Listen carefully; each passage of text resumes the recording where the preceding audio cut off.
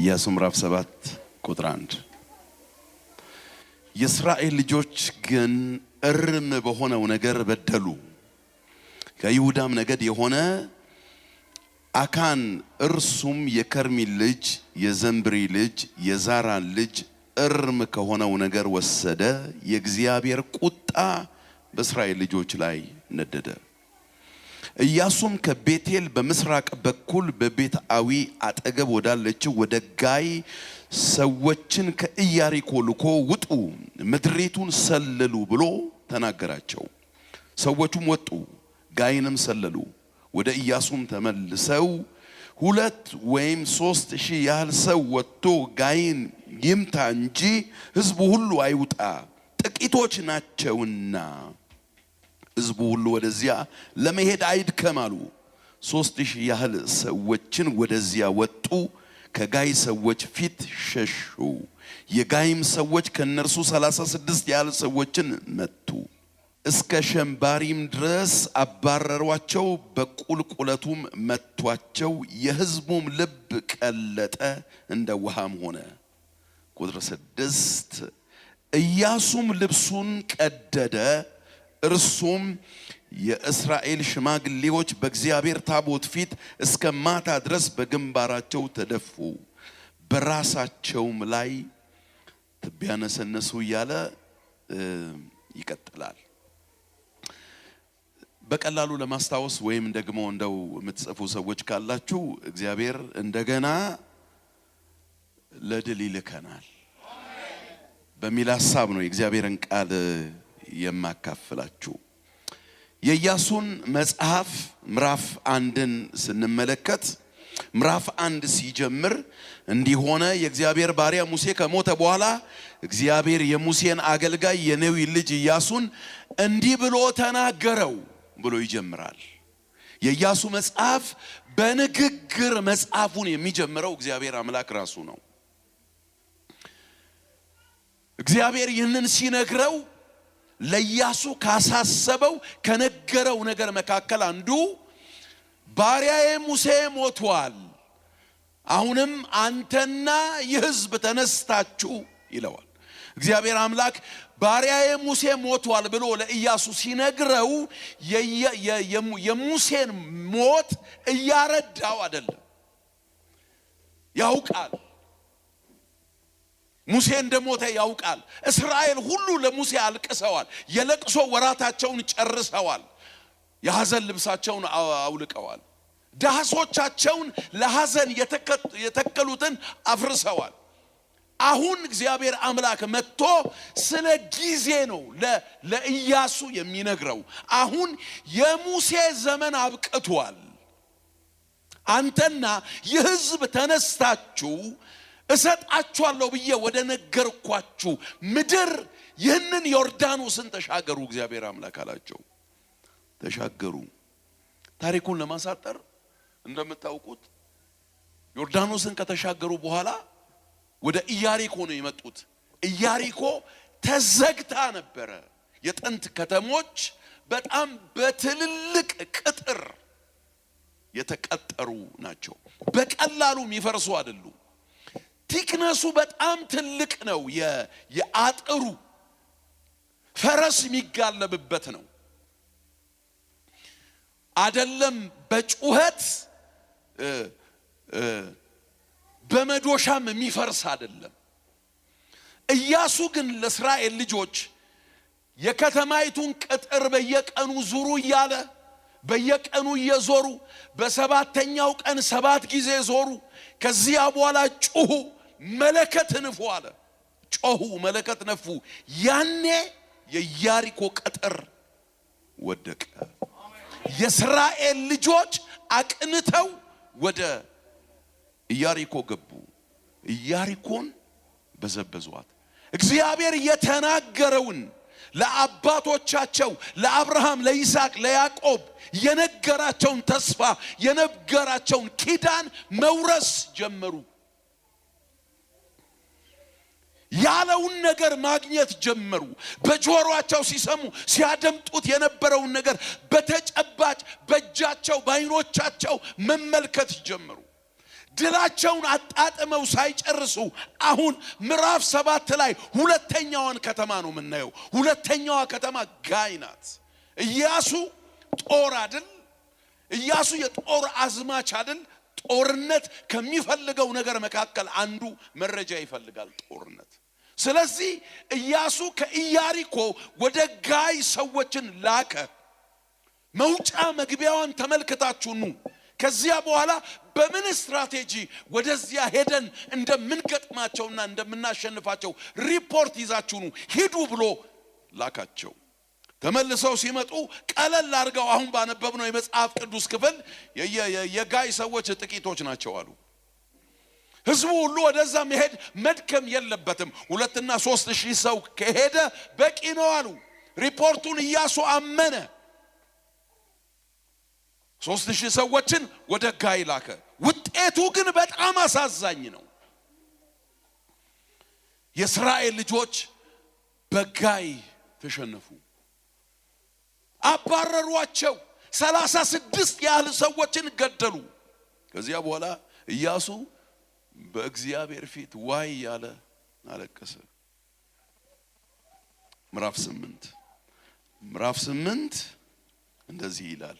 በኋላ ላይ መጣበታለሁ። እግዚአብሔርም ኢያሱን አትፍራ፣ አትደንግጥ፣ ሰልፈኞች ሁሉ ካንተም ጋር ውሰድ፣ ተነስተህም ወደ ጋይ የጋይን ንጉስና ህዝቧን ከተማዋንም ምድሯንም በእጅህ ሰጥቻለሁ። በኢያሪኮና በንጉሷ እንዳደረክ እንዲሁ በጋይና በንጉሷ ታደርጋለህ። ምርኮውንም ከብቱንም ለራሳችሁ ትዘርፋላችሁ። ከከተማይቱ በስተኋላ ድብቅ ጦር አስቀምጡ እያለ ታሪኩ ይቀጥላል። የምዕራፍ 7ቱን ውድቀት እግዚአብሔር አምላክ ወደ ድል ለመቀየር ኢያሱን መልሶ እንደገና ወደ ጋይ እልካለሁ አለው። በአንድ ትንፋሽ እንደው ዛሬ ምን ልትለን የመጣኸው መልእክት ምንድነው ካላችሁኝ፣ መልእክቴ ወደ ተሸነፍንበት፣ ወደ ወደቅንበት፣ ወደ አጣንበት፣ ወደ ከሰርንበት አንዳች ወደ ሆንበት ነገር እግዚአብሔር መልሶ ለድል ይልከናል። የተለያየ ውድቀት፣ የተለያየ ሽንፈት ሞክራችሁ ያቃታችሁ፣ ነግዳችሁ የከሰራችሁ፣ ሰርታችሁ ያልቀናላችሁ፣ በተለያየ መንገድ በህይወታችሁ ተጨባጭ የሆነ ውድቀት የሆነባችሁ ሰዎች ለናንተ የእግዚአብሔር ቃል አለኝ። እግዚአብሔር አምላክ እንደገና ለድል ወደዚያ መልሶ ይልካችኋል። እንደገና መልሶ እግዚአብሔር አምላክ የድል አምላክ ነው። የሰዎችን ውድቀት የሚቀይር አምላክ ነው። የሰዎችን ጨለማ የሚቀይር አምላክ ነው። የሰዎችን ሐዘን የሚቀይር አምላክ ነው። ወደክ በቃ ያንተ ነገር አበቃ እግዚአብሔር አይልም። እግዚአብሔር የሰዎችን ውድቀት ቀይሮ እንደገና ለድል ሰዎችን የሚልክ አምላክ ነው። ምዕራፍ 7 ወደ ተባረሩበት 36 ሰዎችን ወዳጡበት፣ በውርደት ሸሽተው ወደ ወጡበት፣ ቀና ብለው እንደገና መመልከት ወደማይፈልጉት እግዚአብሔር ምዕራፍ 8 ላይ ኢያሱን እንደዚህ አለው፣ ና እንደገና ወደ ጋይ ልካለሁ። የምናመልከው አምላካችን እግዚአብሔር በኢየሱስ ክርስቶስ በኩል እኔንና እናንተን የጠራን አምላክ የጠራን ለድል ነው። የጠራን ለበረከት ነው። የጠራን ለማሸነፍ ነው። አንዳች ተከስቶ ከሆነ፣ ውድቀት መጥቶ ከሆነ፣ ሐዘን መጥቶ ከሆነ፣ ችግር መጥቶ ከሆነ ወንድሞቼ እናቶቼ እግዚአብሔር የሰራዊት አምላክ ያንን ወደ ድል እንደገና ይቀይረዋል።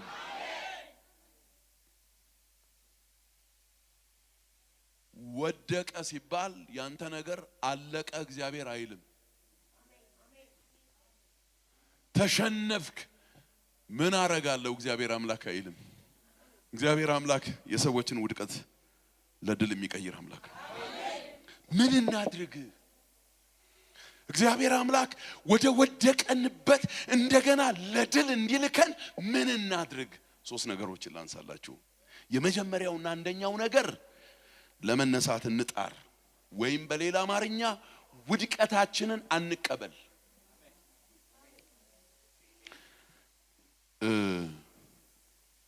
ኢያሱን አያችሁት? ኢያሱም ልብሱን ቀደደ። ቁጥር 6 ምዕራፍ 7 እርሱም የእስራኤል ሽማግሌዎች በእግዚአብሔር ታቦት ፊት እስከ ማታ ድረስ በግንባራቸው ተደፉ፣ በራሳቸውም ላይ ትቢያ ነሰነሱ። ኢያሱም አለ፣ ዋይ ጌታ እግዚአብሔር ሆይ በአሞራውያን እጅ አሳልፈን ተሰጠን ዘንድ ታጠፋን ዘንድ ይህንን ሕዝብ ዮርዳኖስን ለምን አሻገርከው? በዮርዳኖስ ማዶ መቀመጥ በወደድን ነበር እኮ። ጌታ ሆይ እስራኤል በጠላቶቹ ፊት ከሸሸ እኔ ምን እላለሁ? ኢያሱ በጋይ የገጠማቸውን ውድቀት እንደ ኖርማል ነገር አልቆጠረው። በቃ ምን አረጋለሁ እንግዲህ አላለም። ተሸነፉ ሲባል አለቀሰ። ተሸነፉ ሲባል ልብሱን ቀደደ። ተሸነፉ ሲባል በእግዚአብሔር ፊት ወደቀ። ተሸነፉ ሲባል ዋይ ለምን መሰላችሁ? ምዕራፍ 6 ላይ ምዕራፍ 1 ላይ እግዚአብሔር አምላክ እንደዚህ ብሎታል። የእግዚአብሔር ንግርት በምዕራፍ 1 ስንጀምር እግዚአብሔር እንዲህ ብሎታል፣ በሕይወት ዘመን ሁሉ ማንም አይቋቋምህም፣ ከሙሴ ጋር እንደነበርኩ ካንተ ጋር እሆናለሁ አለ። ኢያሱ በኢያሪኮ ድሉን 1 ብሎ መቁጠር ሲጀምር ቀጣዩ ጋይ ነው። ጋይ ላይ 2 ሊል ሲል ውድቀት ገጠመው። ያኔ ለምን አለ? አልተቀበለም። ያንን ውድቀት አልተቀበለም። እንዲህ ያልኩኝ አይደለም፣ ውድቀታችንን እንካድ ያልኩኝ አይደለም። እምነት ባይዘው ሪያሊቲን መካድ አይደለም። ሪያሊቲን መካድ አይደለም። እምነት ወድቅ ያለው መነሳት ግን እችላለሁ ማለት ነው። ታምም ያለው ነገር ግን እፈወሳለሁ። አጥቻለሁ ነገር ግን አገኛለሁ። አሁን ተበላሽቶብኛል ነገር ግን እንደገና አሳካዋለሁ። አሁን አቋርጫለሁ ተነስቼ ግን እቀጥላለሁ ማለት ነው እምነት። እምነት ማለት እሱ ነው። ውድቀትን መቀበል ማለት ምን ማለት ነው? ምን አረጋለሁ ብሎ መመቻቸት ነው። በነገራችን ላይ ወንድሞቼ እናቶቼ ስሙ፣ ውድቀት አደገኛ ነው። ውድቀትን ይስባል። ውድቀትን ይስባል። ውድቀትን አንድ ጊዜ ከተቀበልን የሕይወታችን የዕጣ ክፍል ካደረግነው የኛ ካደረግነው ከእግዚአብሔር መጣ ካልን እግዚአብሔር ፈቃዱ እንደዚህ ነው ብለን ካልን ሁለንተናችን ለውድቀት የተዘጋጀ ይሆናል። በፍጹም ግን በክርስቶስ ኢየሱስ እኔንና እናንተን የጠራን የራሱ ያደረገን እግዚአብሔር አምላክ ሲጠራን የጠራን ለድል ነው። እግዚአብሔር ሲጠራን የጠራን ለማሸነፍ ነው። ስኬት የኛ ነው። በረከት የኛ ነው። ድል የኛ ነው። ማሸነፍ የኛ ነው። ክብር የኛ ነው። አልፎ መሄድ የኛ ነው። አትቀበሉ። ኢያሱ እንዳረገው ዋይ ውድቀትን የተቀበሉ ሰዎች በውድቀት ኖረዋል። ሰይፍን የተቀበሉ ሰዎች በሰይፍ ኖረዋል። ታስታውሳላችሁ፣ ዳዊት አንድ ጊዜ እንደሱ ሆኗል። ዳዊት አንድ ጊዜ እስራኤል ለጦርነት ሄደ፣ ተሸነፉ። በጦርነቱ ዳዊት ከነርሱ ጋር አልነበረም። ነገሩት፣ እስራኤል ተሸነፋሉት። ነገሩት፣ ለጦር አዛዡ ነገሩት፣ ልብህ አይክፋ፣ ሰይፍ አንድ ጊዜ ይሄንን ሌላ ጊዜ ያንን ያጠፋል፣ ልብህን አትጣልበት አለው። እግዚአብሔር ይህንን ንግግሩን ሰምቶ ተቆጣው። በዚህ ምክንያት ሰይፍ ከቤትህ አይርቅም አለው። ወንድሞቼ እናቶቼ፣ ውድቀትን መቀበል አደገኛ ነው። ውድቀትን ማስተናገድ አደገኛ ነው። ለውድቀት ቦታ ማመቻቸት አደገኛ ነው። ምክንያቱም ሳቢ ነው። ያመጣል፣ ይጠራል፣ ሌላ ነገር ይዞብን ይመጣል። ወድቀን ከሆነ ለመነሳት የምንጥር ሰዎች ነው መሆን ያለብን። እግዚአብሔር ይችላል። ካለሁበት ሊያወጣኝ ይችላል። ይችላል። እግዚአብሔር ሊቀይረው እግዚአብሔር ይችላል። አይገርማችሁም? መልሶ እግዚአብሔር ወደ ጋይ ነው የላከው። መልሶ ወደ ጋይ። የቱ ጋር ነው የወደቅሽው? እግዚአብሔር መልሶ ይልክሻል። ወደ ተዋረድሽበት በክብር ይልክሻል። ወደ ከሰርሽበት በትርፍ ይልክሻል። ብቸኛ ወደ ሆንሽበት በአጀብ ይልክሻል። ወደ አለቀስሽበት በመዝሙር ይልክሻል። እግዚአብሔር የሰራዊት አምላክ የሰዎችን ውድቀት ለድልና ለበረከት የሚቀይር አምላክ ነው። ድላችንን እንይ፣ በረከታችንን እንይ፣ ስኬታችንን እንይ። እኔማ እንበል። እኔማ ያየልኝማ የነገረኝማ የሰማሁትማ የምጠብቀውማ የማይጠብቀው ስለነበረ ነው ኢያሱ ዋይ ያለው። እኔ የምጠብቀው ማሳደድ ነው እንጂ መሰደድ አይደለም። እኔ የምጠብቀው መግደል ነው እንጂ መሞት አይደለም። እኔ የምጠብቀው ከበሮ ነው እንጂ እምቢልታ አይደለም። ሁለተኛው ንስሐ መግባት ነው። እንደዚህ ይላል ቁጥር 11 እስራኤል በድለዋል፣ ያዘዝኳቸውን ቃል ኪዳን አፍርሰዋል፣ እርም የሆነውን ነገር ወሰዱ፣ ሰረቁም፣ ዋሹም፣ በዕቃቸው ውስጥ ሸሸጉ። ስለዚህ የእስራኤል ልጆች በጠላቶቻቸው ፊት መቆም አይችሉም፣ የተረገሙ ስለሆኑ በጠላቶቻቸው ፊት ይሸሻሉ። እርም የሆነውን ነገር ከመካከላችሁ ካላወጣችሁ ከዚህ በኋላ ከናንተ ጋር አልሆንም አለ እግዚአብሔር። ምዕራፉን በጠቅላላ ስትመለከቱ ከዚያ የንስሐ ምዕራፍ ነው። ብድግ አደረገው እግዚአብሔር ቀስቀስ አድርጎ። ስሙ ለዘላለም ይክበር። ውድቀት አልቀበልም ያለውን ኢያሱን እግዚአብሔር ብድግ አደረገው። ተነስ አለው። ለምን ትጮሃለህ? ለምን ታለቅሳለህ? ለምን ልብስን ቀደድክ? ለምን አመድ በላይ ላይ ነሰነስክ? ለምን ቀኑን ሙሉ በፊት ተደፍተሃል? ተነስ፣ እስራኤል በድሏል። ስለዚህ ይሄንን በደል አስወግድ ከመካከል። ይሄን በደል ካላስወገድ እኔ ካንተ ጋር አልሆንም አለ። በጣም ረጅም ምርመራ። ሰው እኮ ራሱን በእግዚአብሔር ፊት ካላጋለጠ አደገኛ ነው። እጣ ሲያወጣ ኢያሱ በየነገዱ በየሰፈሩ በየአባቶቻቸው ቤት እየጠበበ መጨረሻ ላይ ግለሰብ ጋር ሲደርስ እጣው በአካን ላይ ወጣ። እንዲህ አለው፣ ልጄ ሆይ ምን አድርገሃል? ክብርን ለእግዚአብሔር ስጥ፣ ያደረከውን ነገር ንገረኝ አለው። ወደ ኢያሪኮ ሲገቡ የመጀመሪያ ድል ነው። የመጀመሪያ ማሸነፍ ነው። የሚገኘው ነገር ሁሉ በኢያሪኮ ለእግዚአብሔር የተቀደሰ ይሆናል። ለእግዚአብሔር የተለየ ይሆናል። ምንም ነገር ለራሳችሁ እንዳታረጉ ተጠንቀቁ እግዚአብሔር ብሏል።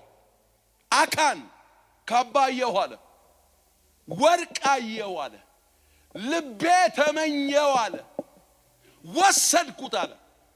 ወደ ቤቴ ሄድኩኝ፣ ከድንኳኔ በታች ቆፈርኩት፣ ቀበርኩት፣ ይኸው አለላችሁ አለ።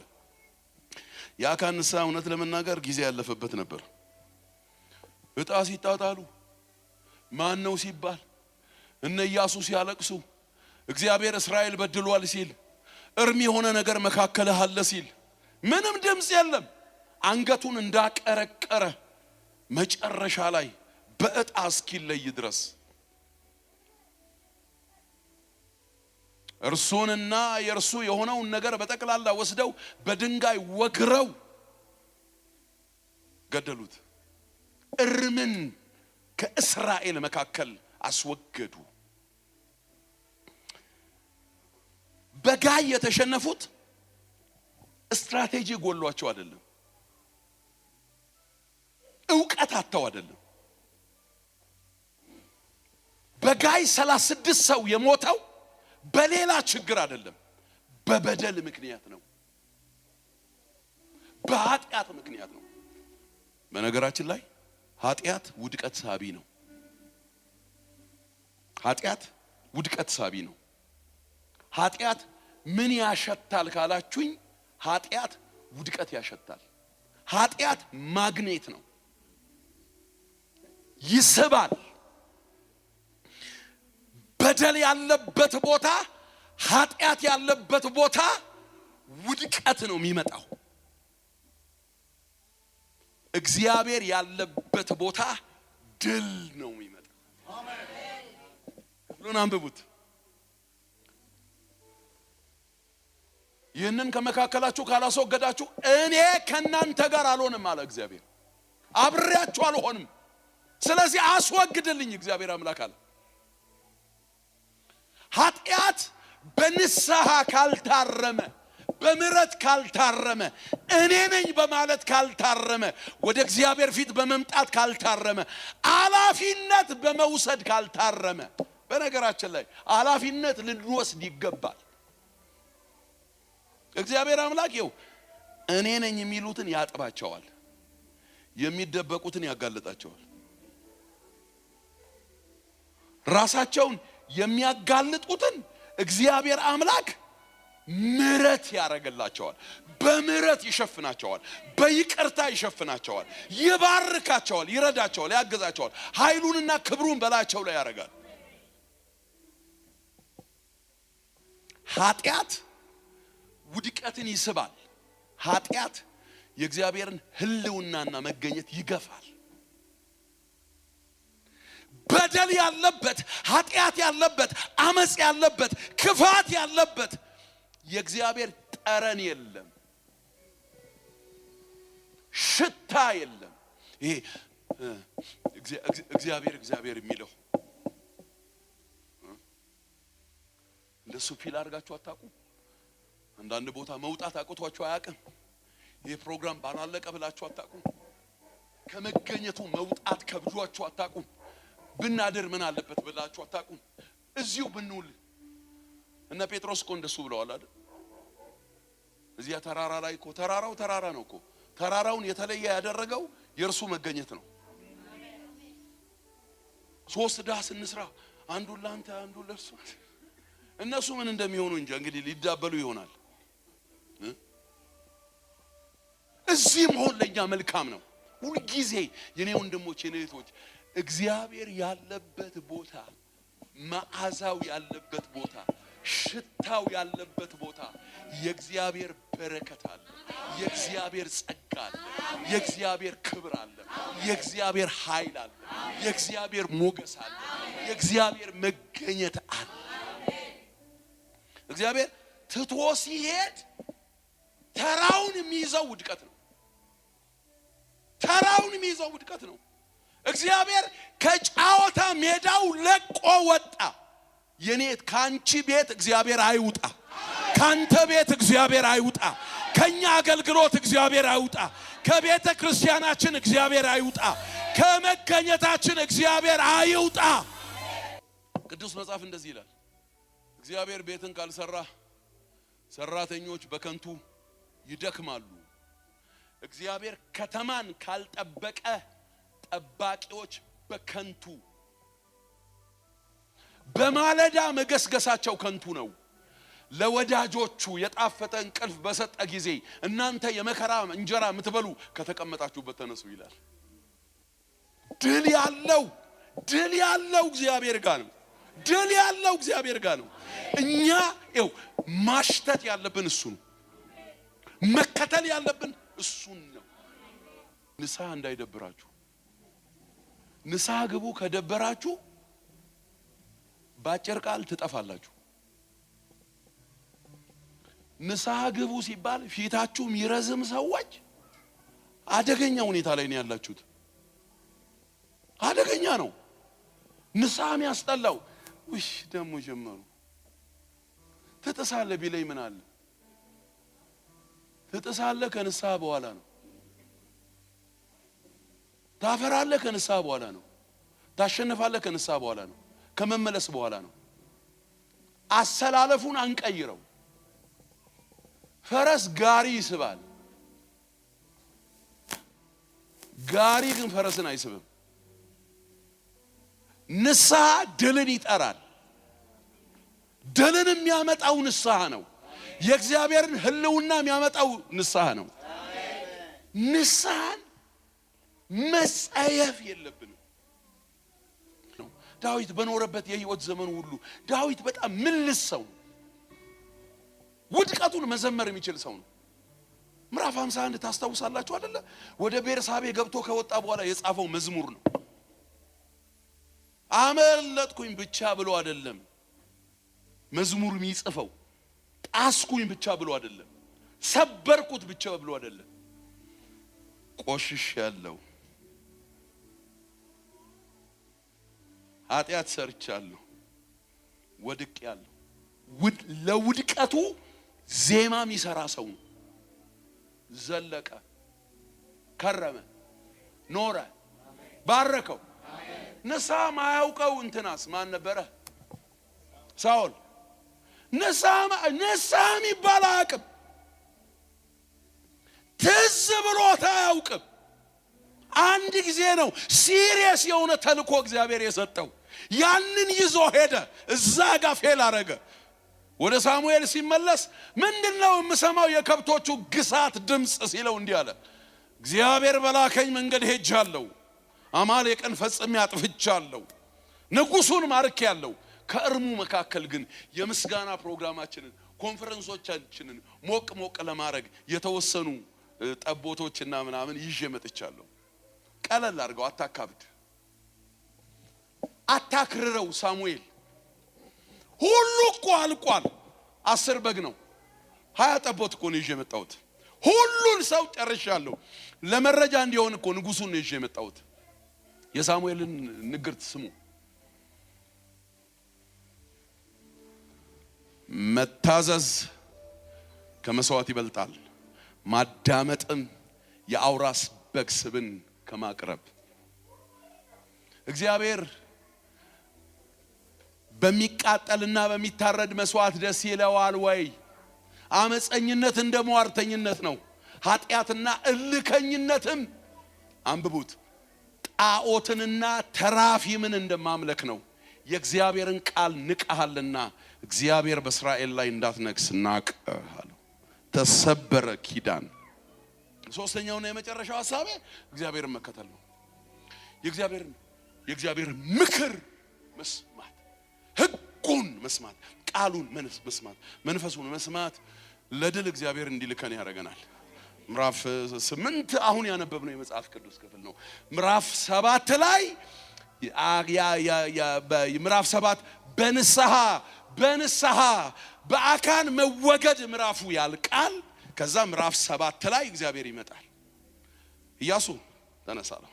ከዛ ጻፈ ድላቸውን፣ የጋይ ድላቸውን እግዚአብሔር ጻፈ እና ቀድመህ ወደ ጋይ ሰዎች ላክ፣ ድብቅ ጦር አስቀምጥ፣ አንተ ሌላውን ጦር ምራ፣ ከዚያ ወደ ጋይ ሂዱ፣ ቅረቡ። መጡ ብለው እንደ ወትሮ ሊያሸንፏችሁ ሲመጡ ሽሹ። አሳደናቸው ብለው ሲከተሏችሁ ከሰፈራ ርቋቸው። የተደበቁ ሰዎች ይውጡና ጋይን ያዟት፣ በሳት ያቃጥሏት። ያኔ ፊታችሁን እናንተ ትመልሳላችሁ። ይሄን የሰራው እግዚአብሔር ነው። ይሄን የሰራው እግዚአብሔር ነው። ይሄን የጻፈው እግዚአብሔር ነው። ይሄን የነገረው እግዚአብሔር ነው። ሰው እግዚአብሔርን ሰምቶ አይሸነፍም። ትቀልዳለህ እንዴ? አይሸነፍም እንዴ? የኢያሱን መጽሐፍ አጥኑት። የኢያሱ መጽሐፍ እኮ ኢያሱ 31 ነገስታትን ነቃቅሎ ነው ምድሪቱን የወረሰው። ለምን? ሰማ። እግዚአብሔርን ሰማ። እግዚአብሔርን የሚሰሙ ሰዎች በድል ይኖራሉ፣ በማሸነፍ ይኖራሉ፣ በክብር ይኖራሉ። የጠበባችሁ፣ ግራ የገባችሁ፣ የከበዳችሁ፣ የጨነቃችሁ ምን ይሻላል የምትሉ፣ ምን ላርግ የምትሉ እግዚአብሔርን ስሙት። ሕጉን ስሙ፣ ቃሉን ስሙ፣ መንፈሱን ስሙ። እግዚአብሔር በጣም ደስ የሚለው ነገር ምን መሰላችሁ?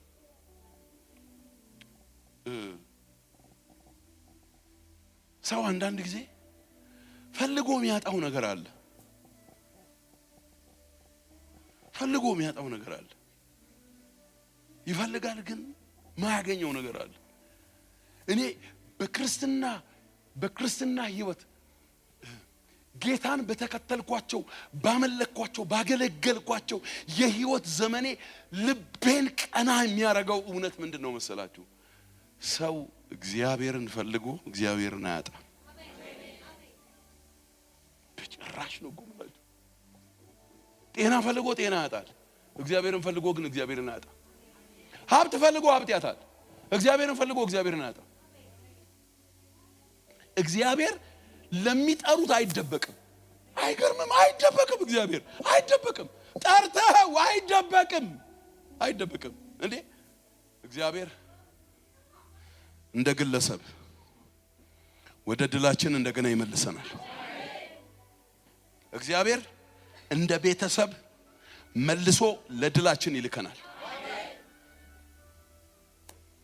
እቺን አጥቢያ ቤተክርስቲያን የምትመሩ ሰዎች ስሙኝ። እግዚአብሔር እንደ ቤተ ክርስቲያን መልሶ ለድል ይልካችኋል። እግዚአብሔር እንደ አገር ከወደቅንበት እንደገና መልሶ ለድል ይልከናል። የጋይን ውድቀት የቀየረው ያንቺን ውድቀት ይቀይራል። የጋይን ውድቀት የቀየረው ያንተን ውድቀት ይቀይራል።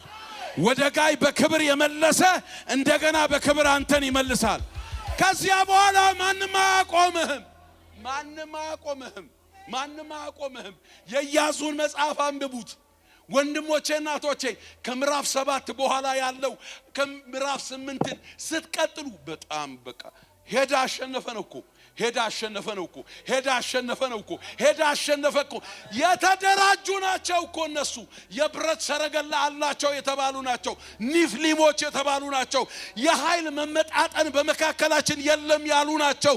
ነገር ግን እግዚአብሔር አምላክ ከጋይ በኋላ ቀጥሎ በድል መራቸው። አንቺን እግዚአብሔር ቀጥሎ በድል ይመራሻል። አንተን ቀጥሎ እግዚአብሔር በድል ይመራሃል። እግዚአብሔር አምላክ እንደገና በድል ላይ ድል ያረግልሃል። እግዚአብሔር እንደገና በክብር ላይ ክብር ያረግልሃል። እግዚአብሔር እንደገና በመዝሙር ላይ መዝሙር ያረግልሃል። እግዚአብሔር ብርሃን እየደመቀ እንዲሄድ እንደገና ያረጋል።